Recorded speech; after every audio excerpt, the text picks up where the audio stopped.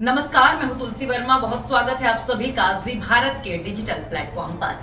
मुस्लिम समाज की शादी में अब नहीं बजेगी शहनाई, निकाह में नो बैंड बाजा नो बारात। ऐसा मैं इसलिए कह रही हूं क्योंकि मुस्लिम शादियों में झूमने वालों के लिए अब मुस्लिम धर्मगुरुओं ने एक फरमान जारी कर दिया है और कहा है कि मुस्लिम समाज की शादियों में अब ना डीजे बजेगा और ना ही शाही बारात निकलेगी।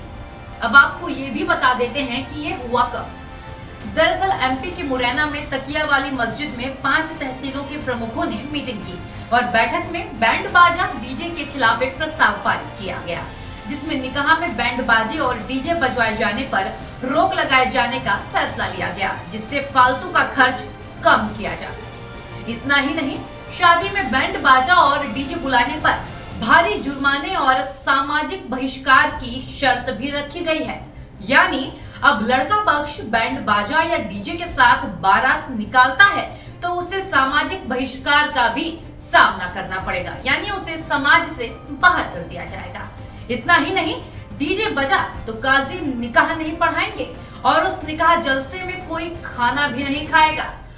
हालांकि इस मीटिंग में दहेज की कुप्रथा का कोई जिक्र नहीं हुआ, कोई चर्चा नहीं हुई, कोई प्रस्ताव पास नहीं हुआ, जो कि सबसे बड़ा मुद्दा है।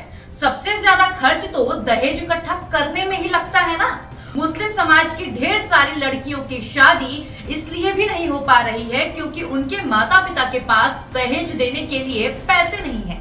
लेकिन मुस्लिम समाज को क्या, उन्हें तो इस पर चर्चा करनी ही नहीं है। उन्हें चर्चा करनी है तो ढोल डीजे और बारात पर, जिसे वो फिजूल खर्ची बता रहे हैं। लेकिन असल में जो फिजूल खर्ची है उस पर चर्चा नहीं हुई। आपकी क्या राय है, कमेंट सेक्शन में बताइएगा जरूर। तमाम अपडेट्स के लिए आप बने रहिए जी भारत के डिजिटल प्लेटफॉर्म पर।